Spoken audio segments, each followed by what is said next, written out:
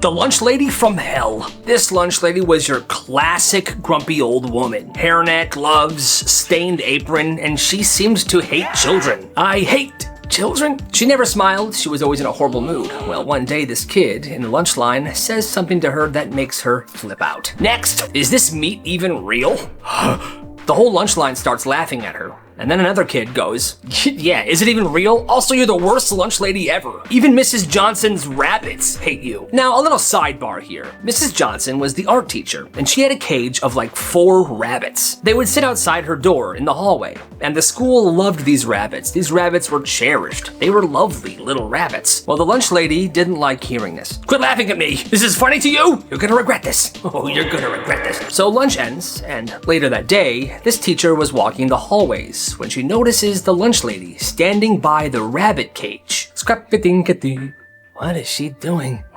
She's wearing her rubber gloves. She has a strange bag, and she's putting the rabbits in this bag. 1 rabbit, 2 rabbits, 3 rabbits, 4. Now I'm gonna throw you all on the floor. Okay, she didn't make that little rhyme, but still, she was putting these rabbits in a bag and she was gonna do something horrible with them. Well, the teacher said, hey, put those down. Security, the lunch lady's taking the rabbits. Security shows up, takes these rabbits and puts them back in the cage. They then drag her to the office and they send her home forever. After that day, the rabbits stayed inside Mrs. Johnson's classroom for safety. I wonder what she was gonna do to the rabbits. That's insane. It's this kid's birthday. Normally, his friend group always does something for him at school. Balloons, lunch table celebration, something every year. This year they plan a prank. Yo, when Steven comes in today, let's not say a word. We're gonna act like we forgot it's his birthday. Oh yeah. Then at the end of the day, we're gonna surprise him with this cupcake. Everyone agrees. They put the cupcake in this dude's locker, saving it for the end of the day. The birthday kid walks in, smiling. He sees his friends. Hey, what's up, guys? Oh, hey, what's up, Steven? Anyway, I'm gonna head to class. Yeah, me too. All right, see you later, Steven. What? Then lunch comes around, he sits down, and nothing. Did anyone remember what day it is today? Yeah, bro, it's Thursday. By last period, he looks crushed. He thinks everyone forgot it was his birthday. The bell rings, and everyone goes home. But here's the problem. The friend group forgot that they were playing a prank and ended up not surprising him, and therefore they forgot it was his birthday altogether. The giant cupcake they bought is still sitting in this dude's locker. Birthday kid goes home super upset. The next morning, the kid goes to his locker. Oh, crap. And that's when he realized he messed up. Christmas break had just started, and this one kid in the neighborhood had a huge yard. His backyard was long, and at the end of it, there was this hill that was pretty big. Well, then it snowed a lot. So he grabbed the shovel and he went to work. He used the snow to make his hill even bigger, and then he carved out 3 different sledding tracks. Yes. Yes. This is gonna be awesome. These tracks had barriers, even jumps. When he was done, he strung Christmas lights around the yard, and he set up speakers blasting holiday music. And pretty soon, all the kids in the neighborhood noticed this, and they all wanted to have some fun. All right, I'm charging $5 to get in, but that includes a sled, Christmas music, and free hot chocolate. I'm in. And that night, the yard looked like a festival. A line of kids from the neighborhood, cash in hand, everybody in snowsuits, sleds sliding down the hill, and Christmas music blasting. Even the parents were there, all hanging out with each other. This is actually pretty cool. I can't believe the kids did this. I know, right? It was a great night, and eventually everybody went home. But that kid used the money he made that night to buy his entire family Christmas gifts, and that is beautiful. All right, students, dodgeball. 3, 2, 1, go. It was gym class and the kids were playing dodgeball, so like a major W. Well, this kid Jay was playing just like everybody else. 2 groups were lined up on each side of the gym, and the dodgeballs were right on the middle line. 3, 2, 1, go. And they all run for the dodgeballs and then step back, and people begin throwing them. Well, Jay grabbed one and he launched it. But it accidentally smacked this girl in the face. I mean, that's the game, right? Dodgeball. You try to hit people, then they're out. Well, this girl was kind of one of the popular girls. She was also super dramatic. Well, she starts crying. And the gym teacher runs over. Oh my God, are you okay? No, go sit down. Jay, come here. What? Are you kidding me? You're out of line. What do you mean? We're literally playing dodgeball. Office. now. So he goes to the office, and he gets written up. People started whispering that Jay hit a girl. He tried to explain, but nobody cared. No, guys, we were playing dodgeball. That's what we're supposed to do. And he became that kid, and he never played dodgeball again. But guys, that makes no frickin' sense. That's what you do, right? That's dodgeball. I don't know. That's nuts. At this one school, phones were banned in every classroom. Strictest policy anybody's ever seen. No loopholes. If you get caught, your phone is being taken. So one kid, he builds a business. I'm gonna build a business. He buys a bunch of nice binders, ones with compartments, folders, sleeves, and he customizes every single one. These binders would have sections. Section 1, crossword puzzles. Section 2, original comic strips drawn by kids in the art program that he paid. Section 3, an area for doodles. Each binder also came with a bonus packet. Fun gel pens, highlighters, sometimes a fidget toy, and he calls these boredom binders. At first, people told him this was a goofy, dumb idea, but then one kid bought one and absolutely loved it. Yo, it's actually lit. There's riddles, comics in there. I found this awesome pen. I'm gonna have to get one. By the end of that week, everybody wants one, and business is absolutely booming. And here's the awesome part. He didn't just sell the binders. He offered weekly refills for a small price. He would load in new crosswords, new comics, new riddles. Enjoy. And hey, for $2, give me the binder back and I'll refill it with new stuff. He made over $300 in the first 2 weeks. And the cool part is, teachers didn't even shut it down. They liked it because it actually kept kids quiet, focused, and somehow it made them perform better on tests. And it was the only school business that nobody complained. And honestly, you gotta respect the hustle. He got punched on purpose and his plan worked. In 7th grade, this one kid, Zach, had been dealing with this guy named Tyler for a while now. And Tyler was a piece of work. He was loud, annoying, and constantly trying to get a rise out of Zach. Well, the thing is, Zach never let it get to him. He never shouted back. He never did anything mean to him. He didn't fight. He just waited. Until one Friday at dismissal, Zach saw his way. He sees Tyler standing over there by a locker, and he decides to enact his plan. It's time. Oh, hey, yo! He walks by Tyler and softly and accidentally bumps him in the shoulder. Yo, what is your deal? Well, Tyler snaps, and all Zach does is stand there.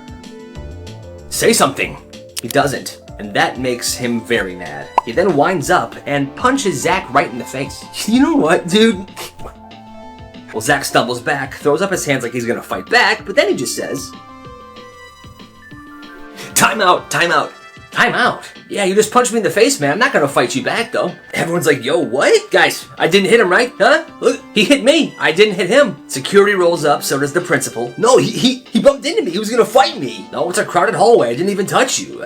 You punched me." "What happened?" "We were fighting, both of us." "What happened?" "He punched me. I never swung." Zach didn't do anything. Tyler did. They looked at the cameras and everything checked out. Tyler was suspended for 3 days and Zach got nothing. The next day somebody asked Zach, "Yo, dude, was that your plan the entire time?" "What can I say? I played chess."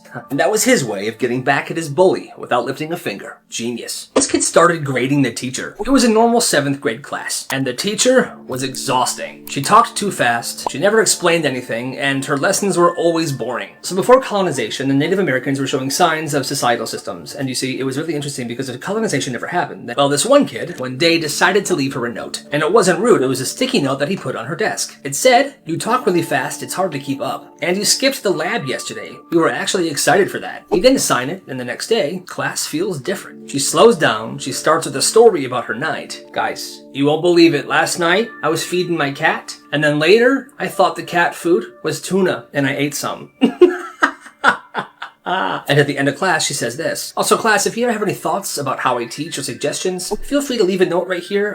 You don't gotta sign it or anything. It's actually very helpful." And now notes are showing up every day. "Please stop calling on the same 3 people. That video was actually kinda helpful. Can we do more labs or just something hands-on?" She reads every single one, she adjusts, and class starts to feel human. Weeks later, a kid leaves this note. "This is my favorite class now. Thank you." And she taped that note onto the whiteboard. Now that's a lovely story. This is messed up, so a group of friends were invited to their classmate's house. "Guys, dinner at my house tonight, be there." And this kid's parents were there. They're polite, they're well-spoken, just good people.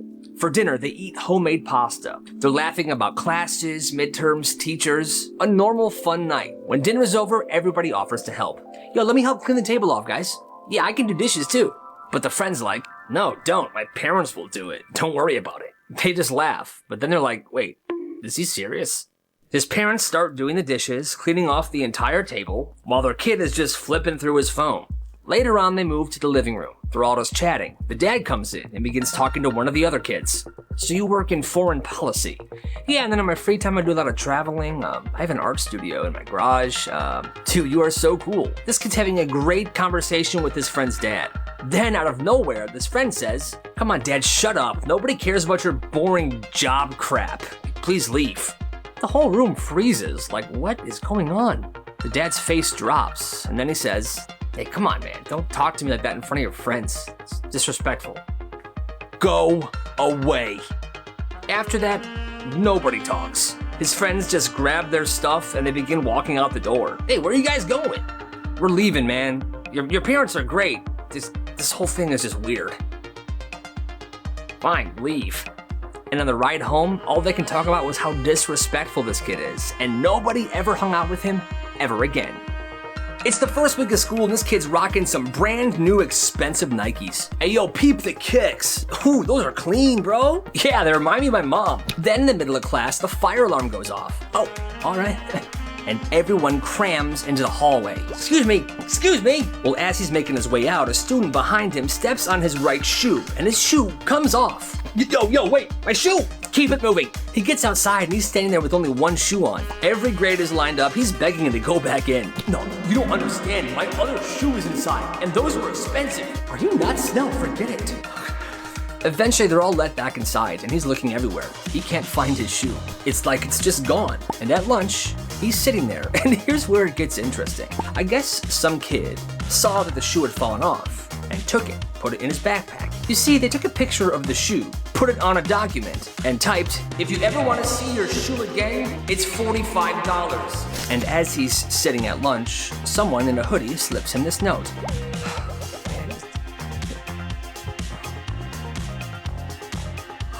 Now it's a full-blown shoe hostage situation. There was a random email on the flyer, and he emailed it. The kidnapper set up a spot, told him to drop the money, and they would drop the shoe. And he paid the $45. But hey, he got his shoe back. That's actually crazy. At this school during lunch, milk cartons were free, and they were all just sitting on this table. So one day, these 3 fifth graders, they stockpiled 20 milk cartons, shoving them in their backpacks, in their pockets, up their sleeve, and they take them out to recess. They walk over to the brick wall on the side of the building, and they just start chucking the milk cartons against the wall. Yeah, milk!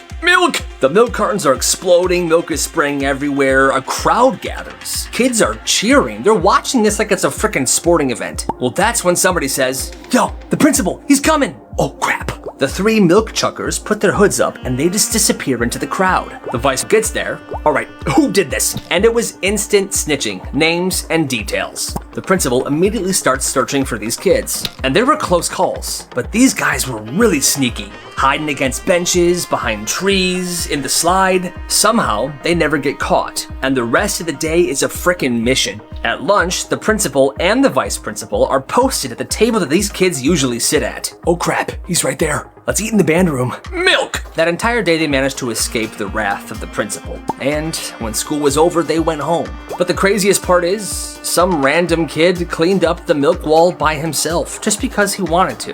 When the principal went out and asked him why he was doing this, "Why are you doing this?" "Because it's the right thing to do." That's legendary. This girl's parents were so strict. They banned birthdays at their house. No cake, no candles, no parties. So on her 13th birthday, her friends found out. "Wait, so you never had a birthday party ever?" "Nope, never." They were stunned. That is so messed up. You know what? Tomorrow night, we're throwing you one. One of them's house was a perfect spot. A huge backyard, a pool, lights were already strung up for vibes, and they spread the word. By sundown the next day, the backyard was packed. Music blasting, kids cannonballing in the pool. The girl who was hosting the party's parents were there just to keep everyone safe. But they were just sitting back, relaxing. Everyone was even chanting her name when she walked in. "Marissa, Marissa, happy birthday, Marissa." And for the first time ever, she had a birthday cake with real candles in it. And right as she blew out those candles, there they were. She saw her parents walk into the backyard. Everyone got silent. "What is this?" Her friend stepped in. "Hey, she deserves this. It's her 13th birthday." Her parents looked around and there was dozens of people just staring at them. They were uncomfortable, so they just said, "All right, well, we'll pick you up here at 10, okay? 10 p.m. And they left. But still, that was the birthday that she would never, ever forget. The legendary substitute. It was last period, 90 minutes long, and this class's teacher was out for 2 days, so a sub came in to cover both. The first thing he said when he came in was this: "All right, students, this class is different. You will decide what we do tomorrow yourselves. Whatever you all agree on unanimously, I will make happen."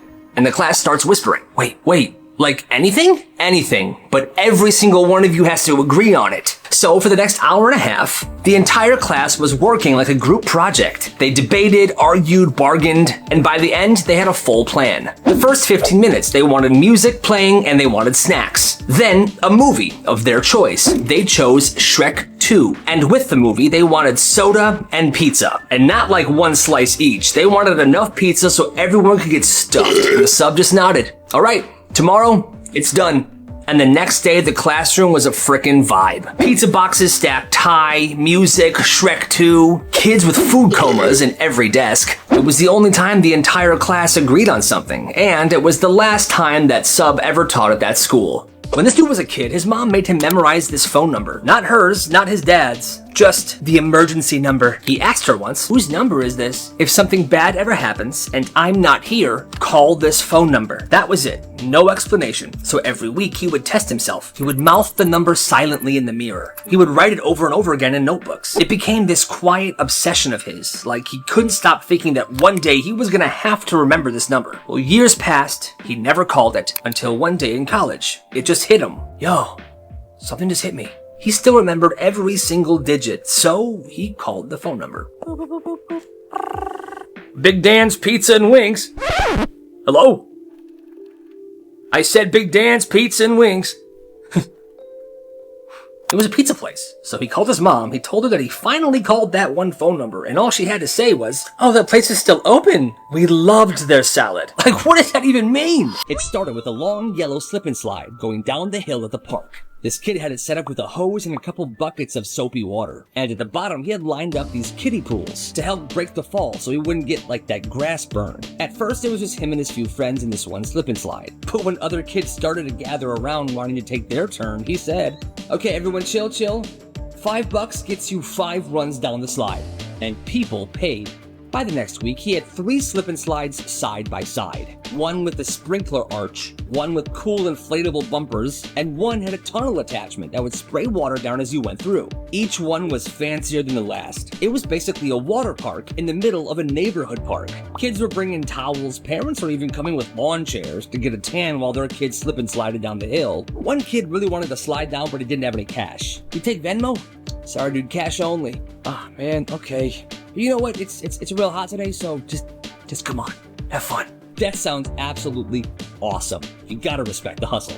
This kid turned a broken vending machine into a business. So during construction at this one school, it got moved to this weird corner by the band room. Most people ignore it. It's kind of like cracked. The lights don't work in there. It just looks off. This one freshman notices something. If you tilt the keypad kind of forward, it'll come off. There's a bunch of random little switches and buttons behind it. And he realized if you just press a bunch of these buttons, snacks just start falling out of the vending machine. It was a broken vending machine. What does this do? Oh my gosh, I hit the jackpot. So instead of going nuts, he keeps this quiet. Starts posting on Snapchat, $1 chips, meet by the band room. By this point, he had gathered a bunch of snacks from this vending machine, and people were lining up to pay for these snacks. And the thing is, he's selling these for cheaper than the vending machine charged because, well, he got them for free. By the end of the first week, it was a full-blown snack operation and he made $80. But one day, a custodian was kind of watching him from afar and saw what he was doing. What is that kid doing? Nice. Dear God. The day after that, the vending machine was moved. But by that point, most of the snacks were gone anyway, and he made a good amount of money. So, hey, you gotta respect the hustle. This one school had a weird tradition. Kids would drop food off the top of the staircase and watch it explode on the ground. One kid, this kid named Jeff, brings a tomato and walks all the way to the top of the staircase. He looks down and he goes, "Yeah, I shouldn't do this." And then his friend takes the tomato out of his hand. "Scaredy cat, I'll do it." His friend froze, and splat, it explodes all over the floor. Well, the teacher saw this and looked up. The only thing the teacher saw was Jeff. "Jeff, office now." Jeff's like, "I didn't do it," but he was dragged to the office anyway. He gets in there, he's sitting down. "Just admit you threw it." "I didn't." They didn't believe him, they suspended him. later that day, the kid who actually did it confessed. The school then suspends him, but they refuse to undo Jeff's suspension. They claim they have video proof of the two kids throwing the tomato together, but they keep saying, we can't release the video for privacy reasons. They're both still suspended. Well, a few days passed, and Jeff's older brother shows up at the school, and he is serious. Hey, you guys better show the video now. I said we can't. If you don't show the video, you're gonna regret it. I guess the brother was a bit more intense than that, but they finally show the video, and the video has nothing on it. It's just a blank wall. The school still keeps the two kids suspended. Well, Jeff's siblings and Jeff's friends are super mad about this, so they tell the entire school to bring a tomato tomorrow. Hey, everybody, tomorrow, bring a tomato and meet at the top of the staircase. Next day at lunch, splat, splat, splat. At least 50 tomatoes were dropped from the top of the staircase. It's a full-blown tomato apocalypse. The school could not suspend everybody. And Jeff and his friend got that suspension taken off their record. Yeah, good. This girl's parents were so strict. They banned birthdays at their house. No cake, no candles, no parties. So on her 13th birthday, her friends found out. Wait, so you never had a birthday party ever? Nope, never. They were stunned. That is so messed up. You know what? Tomorrow night, we're throwing you one. One of them's house was the perfect spot. A huge backyard, a pool, lights were already strung up for vibes, and they spread the word. By sundown the next day, the backyard was packed. Music blasting, kids cannonballing in the pool. The girl who was hosting the party's parents were there just to keep everyone safe. But they were just sitting back, relaxing. Everyone was even chanting her name when she walked in. Marissa, Marissa, happy birthday, Marissa. And for the first time ever, she had a birthday cake with real candles in it. And right as she blew out those candles, there they were. She saw her parents walk into the backyard. Everyone got silent. What is this? Her friend stepped in. Hey, she deserves this. It's her 13th birthday. Her parents looked around and there was dozens of people just staring at them. They were uncomfortable, so they just said, all right, well, we'll pick you up here at 10, okay? 10 p.m. And they left. But still, that was the birthday that she would never, ever forget. This teacher roasted his students. So in this 10th grade history class, the teacher has a tradition. Every Friday before the bell, he would roast one student. I'm gonna roast Steven today. Nothing too mean, just a little bit fun, like tiny little digs. Steven, your haircut looks like your little brother did it with a lawnmower. And your handwriting looks like a 5-year-old's. I'm just kidding around. Have a good weekend, guys. Pretty much all the kids laughed it off, but one kid, he was kind of a quiet kid, he starts a notebook, and he calls this Operation Final Bell. He passes this notebook around every week to other students in his class, and people write roasts of that teacher. One-liners, history burns, everything. By May, this notebook's absolutely packed. The last day of school comes, the bell rings, and the teacher goes, all right, guys, one last roast for old time's sake, huh? This kid then stands up and goes, yeah, but this time, we roast you. Wait, what? Yeah, you walk like you're mad at the floor. Your breath smells like a cat pooped in it. You dress like you buy clothes from the clearance rack at an old lady's store. We've learned more about your midlife crisis than the subject you teach. And you look goofy in that hat. Kinda harsh, but hey, I get it. That's a good one, guys. And then everyone leaves for the summer. Hey, can't stand the heat, get out of the kitchen, right? This kid was bullied for no reason. His name was Eli. He was a pretty average kid. He played baseball. He wrestled a little bit. He was smart, friendly, and this one kid hated him for no reason. That kid's name was Garrett. He would hide Eli's pencils and school supplies in class, blame him for things, getting him in trouble. He was just relentless. He would call him names all the time. What's up, you freaking dingleberry? Shut up. One day at lunch, Garrett takes it way too far. He walks up behind Eli and smacks him in the back of the head with a large piece of ham.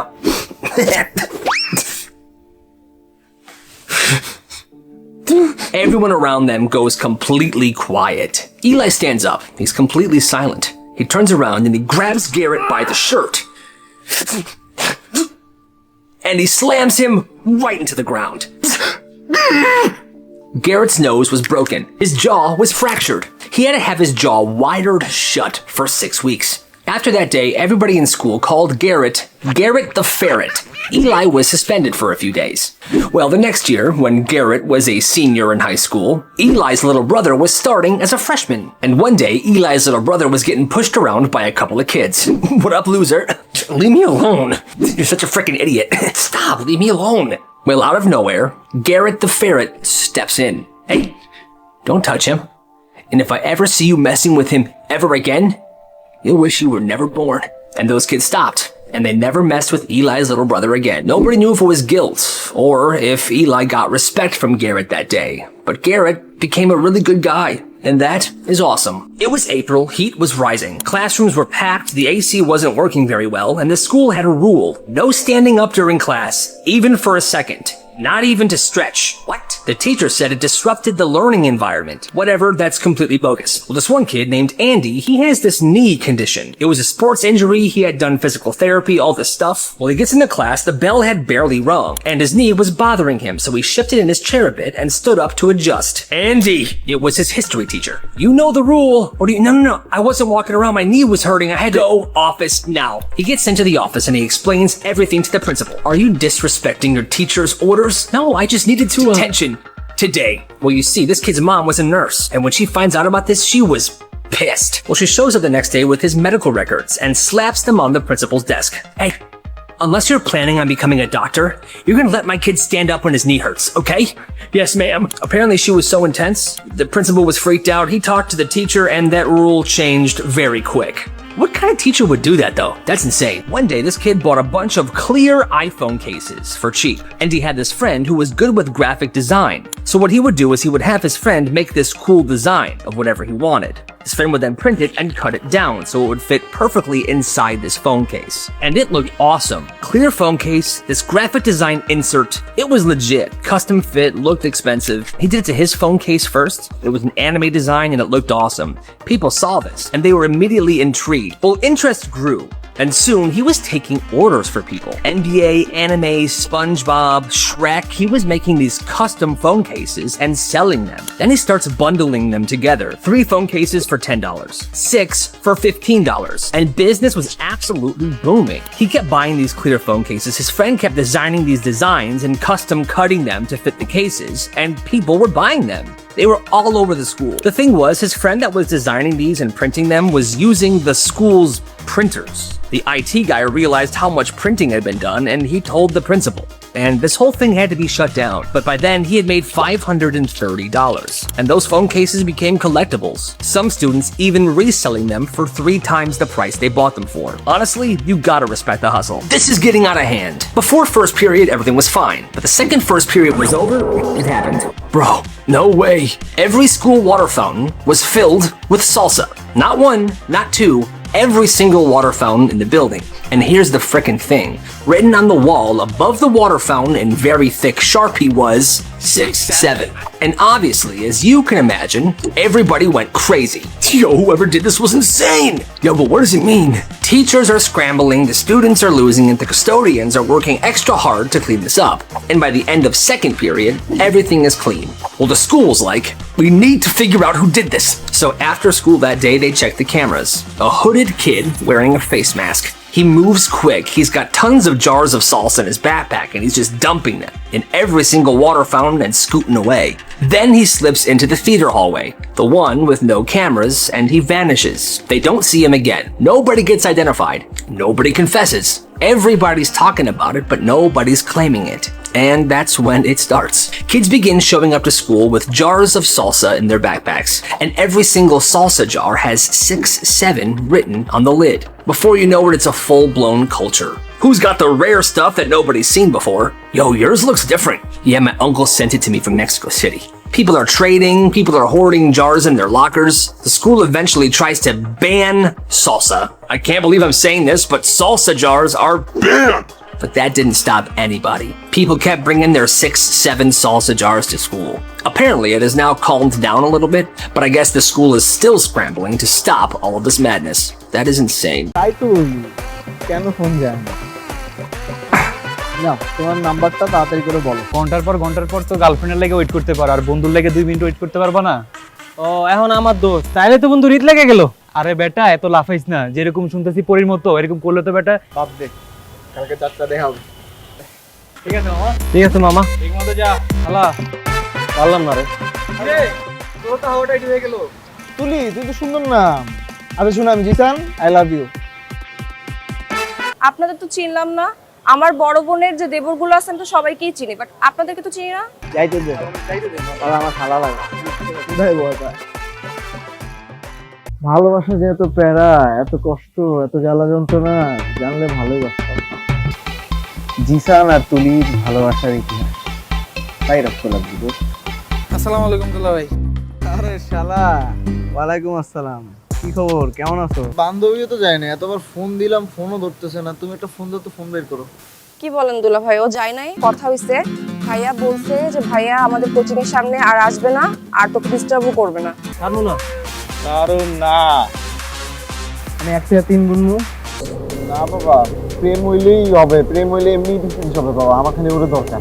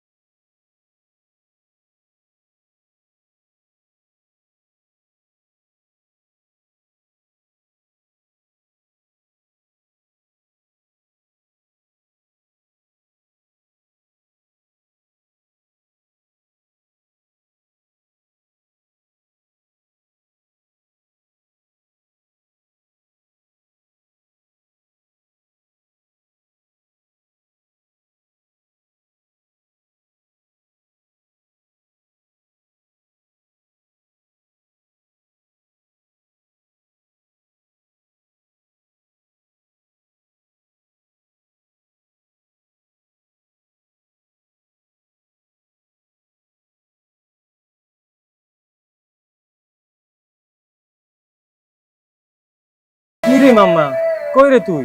কতক্ষণ ধরে দাঁড়ায় থাকবো? Concert তো শুরু হয়ে যাবো। তাইলে তো বন্ধু রীত লেগে গেল। আরে বেটা, এত লাফাইস না, যেরকম শুনতেছি পরীর মতো এরকম করলে তো বেটা যা। পাল্লা তো ভালো, দেখা যাক কি করে শালা। বোবা। হ্যাঁ, কথা বলতে পারো না? বিয়ান সাহেব, আসসালামু আলাইকুম বিয়ান সাহেব। Excuse me. তাই তো বলি, কেন ফোন যায় না?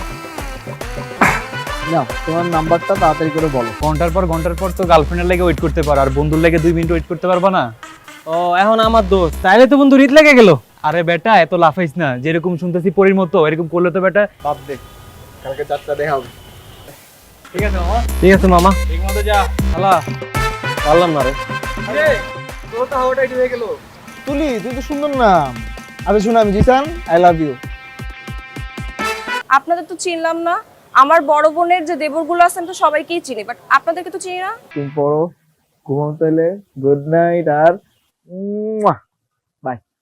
সহজে কোনো কিছু পাওয়ার মজা নাই, কিন্তু আমগো দোষ জিসান কি কম। ও ভাবি লাগে বেটা, লজ্জা লাগে না? কি ওর কথা বাদ দে, পারো তুই যা।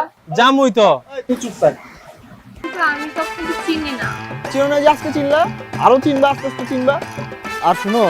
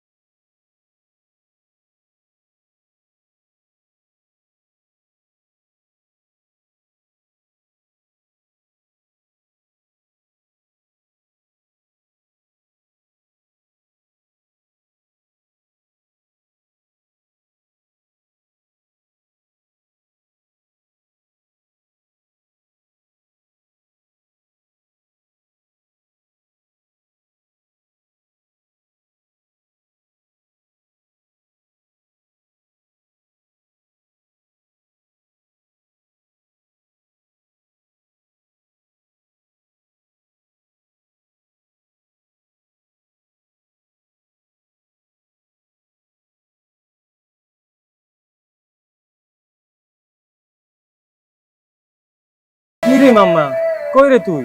কতক্ষণ ধরে দাঁড়ায় থাকবো? কনসার্ট তো শুরু হয়ে যাবে, তাইলে তো বন্ধু ঈদ লেগে গেল। আরে বেটা এত লাফাইস না, যেরকম শুনতেছি পরীর মতো এরকম করলে তো বেটা যা পারলে তো ভালো। দেখা যাক কি করে শালা। বোবা, হ্যাঁ কথা বলতে পারো না? বিয়ান সাহেব, আসসালামু আলাইকুম বিয়ান সাহেব। এক্সকিউজ মি, বলে দিবেন যে আমার বন্ধুর সাথে যেন ভালোভাবে প্রেম করে, নাইলে কিন্তু ঝামেলা আছে।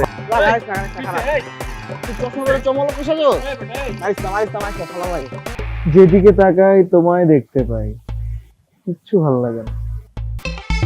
বন্ধু তুই যদি রক্ত দেস, ভালো লাগে না রে দোস্ত।